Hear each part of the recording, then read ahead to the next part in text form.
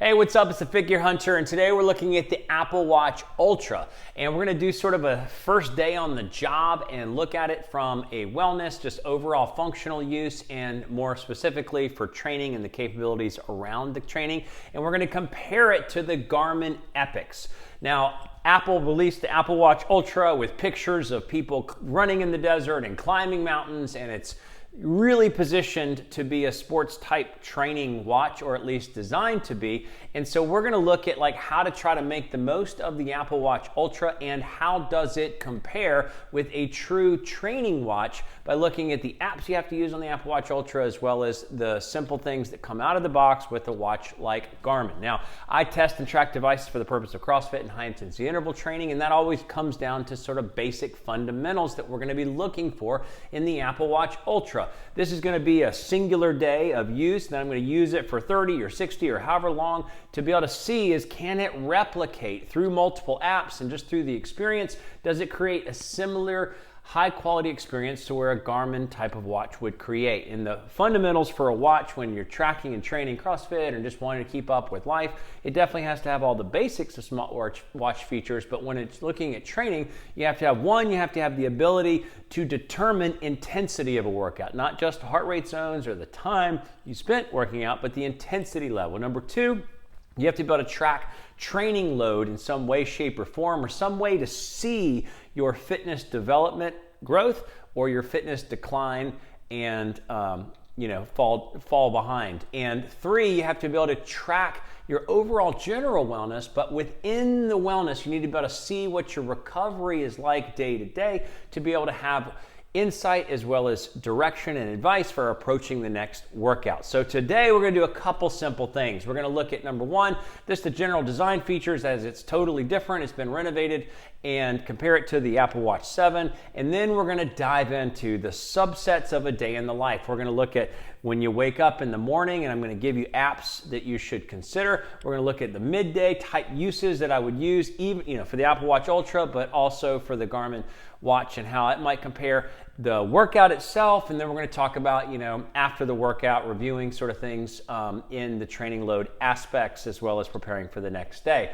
So we're just going to continue just to test the Apple Watch Ultra to see can it replace. I'm going to do a whole video if you were just looking to replicate some of the data and functions. I'll have a video coming out in the next week or so if you want to try to replicate as much of the out-of-the-box functions you get on a Garmin. What apps would you have to look at?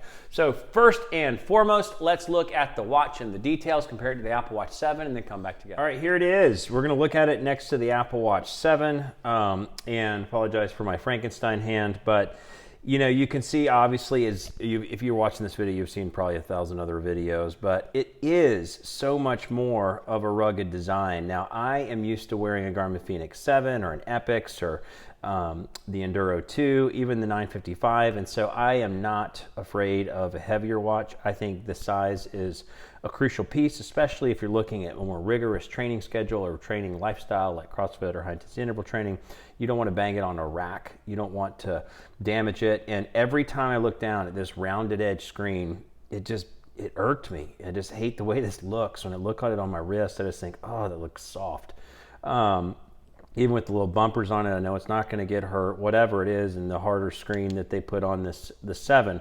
But here, I love the flat screen. I love the bezeled edge. I love there's a little lip. I might even actually get a screen protector just so that there's a further raised edge of just sheer protection, just so that anything hits it, it's going to have as much sort of bumper as it possibly can. One thing that I just realized, and I don't know if they added these Nike watch faces before, but one thing that I love about a digital watch or about a watch in general is I just want the freaking time really big. And then I want as many complications, but I want a simple clock. If you look at some of the old Apple Watches, I hate this. I don't like a simple, you can't simply read this, but if you look at some of the original apps, one thing that I just couldn't stand was the baseline of watch faces, in my opinion, was super poor. So, just didn't do it for me. So I would go to something like that, and then you don't have any complications. So if they just added the Nike, I've never seen it, and now they're here, and I'm using them, and they're great. So happy about all that. And so, you know, as far as the size and weight, it is a lot lighter, but it's not that heavy of a watch, especially if you're using one of the bands that has a stretch and flex to it. So like on the Epix, I use the Nick Mankey, which is an all stretch band. It feels like it's sort of hugging your wrist, and it makes the heavier watch actually less heavy, less noticeable. That is fantastic. I don't have the right band because I had just to get what I could get, and it was a small and it doesn't fit, so I had to use an old band until I get the current size band in, which we'll see in the future. But everything else you probably have seen when it comes to the overall sensor layout. It's the same as it is on the 8. You have a ceramic back and titanium all around, and just high quality. Now, as you can simply tell, this is the first Apple Watch I've ever put on my wrist that I don't look down and go, oh gosh, I hate the way that thing looks. Now, we're gonna look at a day in the life, both in just the sort of generic uses as well as training related day in the life. So when you wake up in the morning, a couple things you actually have to know to get some of these functions to even work. So I'm gonna talk about an app specifically called Athletic. But before Athletic becomes even functionally worthwhile, especially with what we're going to look at in the morning, you have to watch the video down below and activate, you actually technically have to activate AFib issues in the Apple Health app to be able to activate more active heart rate variability tracking so that some of the third-party apps can actually glean your recovery over the course of a night's sleep from your HRV values. By itself, the Apple Watch will only track your HRV once every 2 to 3 hours. And if you follow the steps in the video in the description below, you can activate it to where it'll track your HRV at least 2 to 3 times an hour. So much more. So let's look at what I would look at waking up in the morning to try to get a similar experience, or just the most useful information I would get on an Apple Watch Ultra, and then compare it to what Garmin would offer. Okay, now looking at these two, when you go to look at the watches side by side, we're gonna put the Epix off to the side, and we're just gonna look at the Apple Watch, because you're gonna wanna see like what you're gonna wanna look at in the morning to get valuable information. So the most simple thing to go to is the Athletic app. This is what the main screen looks like when you first wake up. So you can see your heart rate variability here from the last night of score, your resting heart rate here, and your overall recovery. Now this is going to take 30 days to build a baseline at a minimum, and really 60 days to get accurate. You also can see, you know, if your exertion comes in later in the day, so you can see just the sleep generics here, as well as your heart rate variability generics. But the main thing you would go to on the watch itself is just going to be this main recovery. The second thing that I would look at is training today. I forgot to mention that before we started talking about this. This sort of takes all those activated heart rate variability measurements, and it starts to give you a plot line, both, you know, see Monday, Tuesday, Wednesday across all time, to be able to see how ready for working out. Like I took a rest day, I had sort of a junk workout yesterday because my thumb, and it was mostly lifting in the workout prescribed. So I'm pretty recovered. You can see a band of really, you know, quality recovery, and if you get below the band, then you shouldn't do anything. So this is the other place you can look to see what impact the sleep had in general. So we have to look at the app to get the rest of the features that might be worthwhile from the Athletic app to glean when you first wake up to approaching the day. All right, so when you wake up, here's what the app, this is where you would have to go to get any of the clear information. I guess you could go to the sleep app on the watch itself to see your stages, but to be able to see information that's actionable. So here you're recovering, you can see the same, you know, heart rate variability, millisecond score average from last night, as well as the heart rate. The biggest thing is so fantastic. You go down the bottom and you look in the very middle of the bottom, it's health. And this is your health snapshot summary. And I find this to be incredibly valuable. The second most valuable piece to the overall recovery score. And heart rate variability is just so you can see your resting heart rate. Is there any odd changes? Are you within range from your previous averages? Same thing with oxygen, respiratory rate. Now they've added wrist temperature because the new Apple Watch Ultra has wrist temperature built into it, which now we can start to track. And obviously that tracks more for female health, but it's still valuable if you have onset sickness. And the last thing I would go to is the sleep tab, not just to look at the numbers because that doesn't help me, but I would not just look at the stages because that doesn't help me, but I would go to the restorative sleep first to see like how much time was in the more quality stages of sleep, deep and REM, and then I would go to my sleep debt, which is not doing so well right now, and see if I have made any progress or fallen further behind my goal of catching up to a certain sleep goal average. And these are the things that you would need to have, in my opinion. The last is training today, which if you look on the bottom of this graph, this is now using the more heart rate variability. So it's going to get more accurate as I begin to test the Apple Watch, also comparing it to Garmin long term, is that this takes heart rate variability measurements throughout the day and helps you to have a little bit more of a snapshot on a more continual basis. It doesn't change radically, but it just changes incrementally depending on what's happening during your day. Those are the two apps you really need to evaluate your wake up. And now we enter the Epix. And, unfortunately the list is pretty long here for what I would look at on the Epix. Now they just downloaded the morning report, and the morning report basically gives you a summary of all your primary health and physiological stats from the night's sleep. So the first thing you're going to see is your sleep score, and you can dive into it and see all of the specs and differences, all of your stages, but your sleep score trends over time. The second thing you see is your body battery, and the body battery is a 24/7 measurement that is gleaned off of heart rate variability that's just constantly tracked.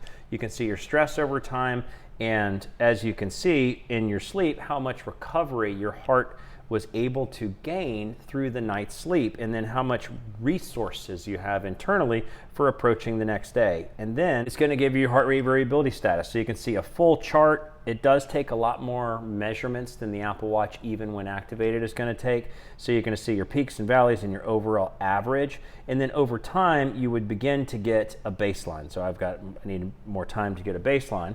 And lastly, you would get your training readiness for the day, which is a culmination of, oh my God, I can't even see it, 2 overnight physiological aspects and then 4 7-day physiological aspects to be able to approach looking at a little bit more holistically how to approach the next day of workouts.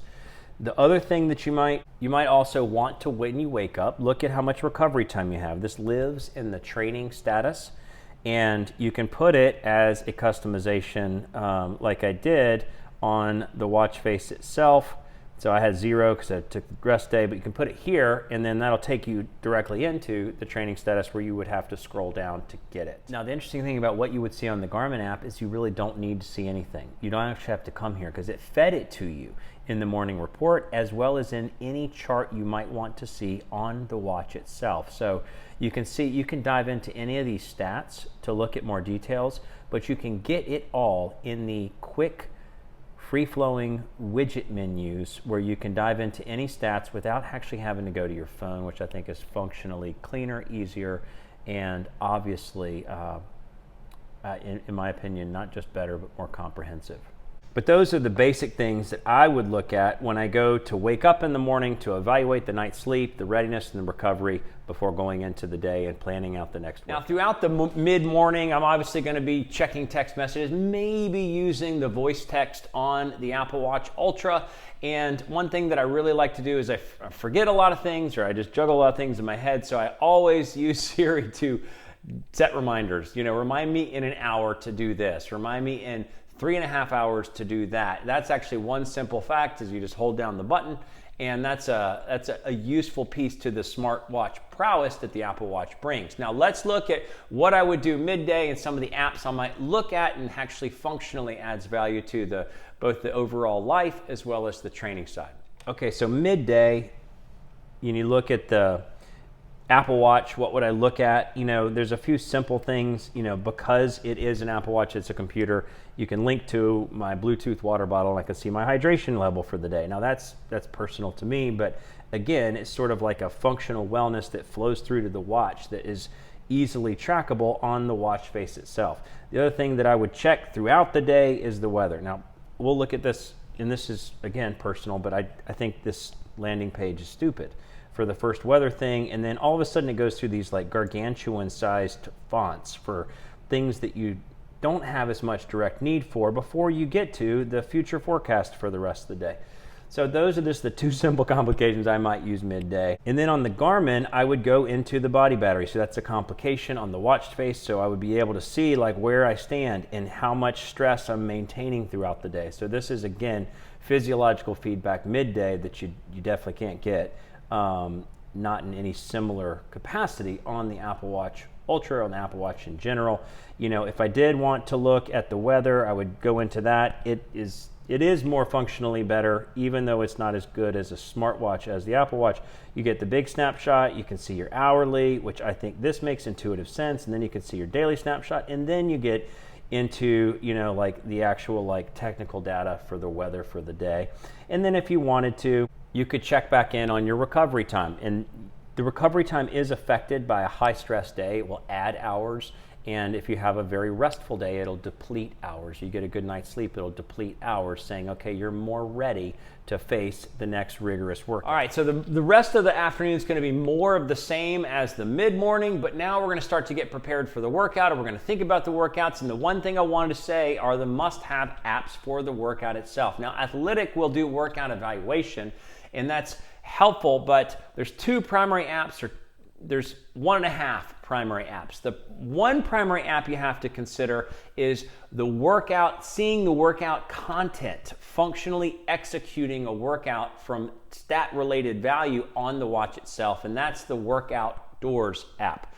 So the Work Outdoors app, and it is just a laundry list of settings. It takes a long time to really get through it all, but out of the box, it's actually been fine for me to get some basic settings. I went in through a few basic tweaks, and we'll look at those things. But the Work Outdoors app you have to have if you want to have good functional data on the watch that you can tweak and change visually to represent whatever you enjoy looking at. And then the other aspect is, how do you evaluate the training after the workout? Now, I think the Sports Tracker app is free still, and it actually does a good job of pulling in workouts, but it won't pull in workouts from an outside executed app. So if you use Work Outdoors, it will not port over into the Sports Tracker app to be able to see your training load over time.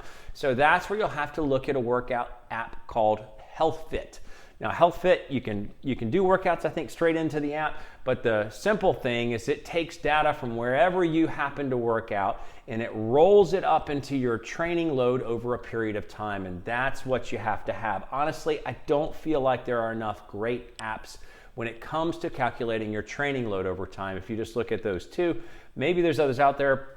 Please tell me if you've heard of more that look at training load over time and evaluate the intensity of a particular workout. So let's look at what we would be doing. Okay, so now we're going into approach a workout. Just like I said, the few aspects that you need.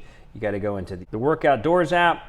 This is how I set it up. So we'll just go ahead and start the app so you can see the data pages and different versions of it. So time, heart rate zone graph, and percentage zone graph.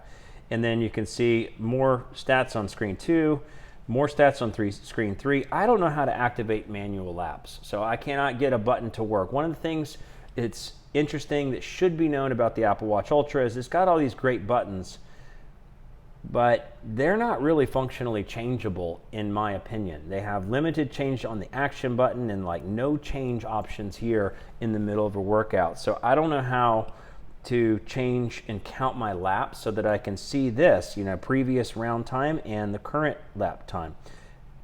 That would be really great if somebody happens to know that answer. And then if you were really a psychopath, you could see this many data screens. So you can see glorious maps on the Work Outdoors app. And so you get that. And then once you get it, once you have your workout completed, it doesn't give you any feedback for the workout itself. Now you could assume it's going to connect the dots and go back into the Athletic app to see what your exertion level for the total day is now, but you have to go to the app for that. And then you have the Garmin platform where you would go in and it has all the sports profiles already built out, which you can customize them to include whatever, sort of screens you may want. I can't change it because it's just waiting for me to start. And so here, okay, we'll just go ahead and start one. You can see heart rate gauge, and you can change all sorts of things. This bottom button is a lap or round counter, so you can see your last round time and your current round time. You can get just a heart rate graph. You can get a stamina feature, which actually I'm just using a replicated run profile. And that's what it would look like on the workout itself. And then after the workout, you're going to get a summary of the workout rigor that, right on the spot. Now, I use a run that's replicated, but I'm not actually running. I'm going 200, that's a long distance per mile, but it's still tracking pace. But then you get a pretty heart rate graph, your min, your average, and your max. Again, this wasn't a rigorous workout. It was heavy lifting and a 3-rep max on the push press. So you get your heart rate zones, and if you were doing run power, you get your pretty, this is a big visual display of all your stats that comes nice. Now, if you're using the Apple Watch in the generic workout, you'll get simple summary. But the other thing is the rigor evaluation built into the watch. You don't have to go to anywhere else. You just see your anaerobic impact on a scale of 0 to 5, your anaerobic and your aerobic impact for how you're developing your anaerobic capacity as well as your aerobic capacity, and then the overall rigor, the overall intensity score. And if you were just getting done with the workout, you would scroll down one more and it would say you need 26 hours until your next hard workout. So it's going to tell you, and then that's going to roll to the training status to tell you what your countdown timer looks like for the next hard workout. And then in the app, in the watch itself, you would see your training status. You see your VO2 max developing or undeveloping, your Qt load is going up or going down. You see all these different stats. You can get little pretty pictures. As I've been dealing with COVID and then a cut off tip of my finger, just haven't been able to work out as much. And you can see all that in the watch itself versus just in the app. The recovery time, but you get a snapshot of your load over time. Before we go too far, I'm going to do a more thorough evaluation of the heart rate sensor accuracy for CrossFit and high intensity interval training over the next 30 days. This is the Garmin standalone Elevate 4.0. You can see the Garmin is purple and the chest strap, the Polar H10 chest strap is blue. And you can see, when I was doing heavy push presses, there were sets of 2 just preparing for, a single heavy as well as a 3-rep single heavy. And the heart rate didn't fluctuate too much, but it didn't quite pick up on it. It didn't quite do a great job. As I got through the first couple of rounds, and then in here, you can see that the chest strap was picking up. See, there was an increase of 4 hills that Garmin didn't pick up. It just missed that whole sort of major peak as well as the little minor peak below. And then it only minorly picked up the back end, but I would say on average, that's picking it up just fine. And then the surprising thing about the Apple Watch Ultra is it didn't do that much better, which was shocking to me. It did not pick up. So here, the chest strap is purple and the Apple Watch Ultra is blue. I apologize for that and just haven't had time to fix some of those things. So it picked up some of those things, and then it actually credited me with more heart rate. So you can see the 4 peaks, and this just has bigger mountains for the peaks, which was not accurate with what my heart was doing, at least when it compares to an H10 chest strap. And then on the back end, it just sort of looks like they are not in conjunction at all. This was an EMOM, so you can see the peaks every once a minute for 10 minutes, roughly, especially in this first section, and the Apple Watch Ultra was not tracking correctly there versus the Polar H10 chest strap in purple. Now, when you go to evaluate your workout after the workout, this is what it looks like on the Workout Doors app. Personally, super useless. Maybe there's ways to, I'm sure there's a setting in here because there are 8,000 settings, but you wouldn't necessarily use the Workout Doors app for evaluating your workout. You might use something like the HealthFit app, where you go in and you can see your graph, sure, as well as the general information. The thing that you can see your heart rate zones. This is also displayed, the heart rate zones specifically in the Athletic app, so you're getting more value in Athletic. But what Athletic doesn't do is give you this training load information, which this section is your intensity score, the heart rate stress score being the most fundamental, and the training impulse score, which is your TRIMP, which is another evaluation, the 47. The 28 is what's going to flow into being able to evaluate your fitness level versus what you would get in the Garmin, where you have just the full set of stats. So heart rate, stamina, which is a feature only available with Garmin, which sort of determines how much more you have left in the tank in a more real-time short term. You have power from the wrist. Now, all these stats that aren't useful for CrossFit or high intensity interval training are just appearing because I've replicated a running sport profile. But the bigger thing is this training effect. So you can see your training effect in your aerobic as well as the anaerobic. We already saw this on the watch. It was already given to us. If we wanted to have an awareness of how hard our workout or impact of our workout right after the workout itself, we wouldn't have to come into the app. And here's where you would see the load score. So load score of 27, not super great on October 5th. Okay, so after the workout, you're gonna just sort of wind down, have dinner, whatever your simple plan is, and you might wanna look at trends later. You might wanna look at just sort of how the training load is flowing. For what you would want to see on the Apple ecosystem, with HealthFit being a simple, good provider of training load over time, you would go one icon over on the bottom to the statistics tab. And it would have all sorts of stats about your overall training volume over time and, you know, by different workout types. But the biggest thing is just what lives here at the top. And this is your training load. Now there's a gap on the far right where it just looks like the blue line goes down. That's your fitness line. Blue line goes down. Because I was sick with COVID and I wasn't taking a chest strap with me. I wasn't testing on multiple platforms. I was just wearing a couple watches, and it did not flow into this. So here you can see that the blue line is your fitness level, the red line is your overall short-term load that you're placing on your body, and the green line is your relationship between your long-term load that your body can handle and the short-term load you're placing your body under. Is your short-term load pushing the averages from your long-term load higher? And you can see fitness over time. You can see it over, you know, really long blinks of time within the HealthFit app. This is one of the few workout apps that will actually see a workout from what do you see at the top there, workout doors. So it does not see the sports tracker app doesn't see workouts from anything outside of its own app or the Apple workout app. And then you have that simple summary like we saw on the training status side for, you know, your load, your overall status, are you getting better, not getting better? And you follow into the load, you can see your areas of focus within the load, whether you're doing too much anaerobic, highly aerobic, low aerobic. You can see your load trends, like what your intensity score was, workout to workout across time. And then you see your chart where you can see, am I trending down? The answer is yes. So that's the summary on the Garmin 12. Obviously those simple things, you might do that later after the workout, not just immediately after the workout. And the other things that I just sort of like, I don't read articles on here, I don't take calls on here, I don't want to talk to someone, I just might as well pick up the phone, and most times I'm just putting in a headset which is already connected to the phone. And so the ability to take calls and even the high quality sound quality that I've seen in other reviews is not as useful.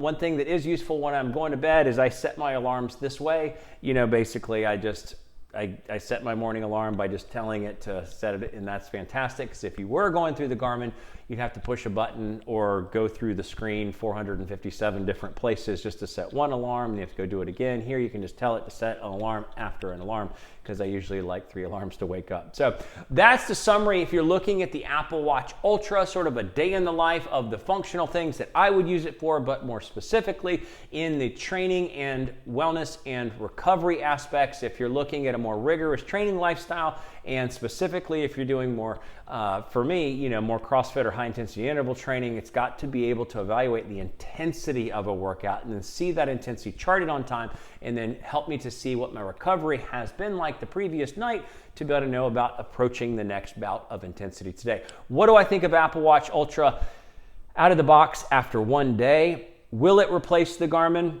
I don't think it functionally comes close yet, although it's the first Apple Watch I've ever put on my wrist and felt like I like the way it looks, and it does have the functional beefiness that could handle a more rugged lifestyle. So it is yet to be seen. I'll continue to uncover as many apps. If you have apps, please let me know, to just other things to check out so that I can continue to evaluate over a longer period of time is, can you replicate, can you really replace a full tilt, higher level Garmin like the 955 and up with an Apple Watch Ultra? Will it give you enough, or will it still feel like you're wanting more on the training side? Obviously, it beats it pants off of it on the smartwatch side. So with that, that's the Fit Gear Hunter. Thanks so much for watching.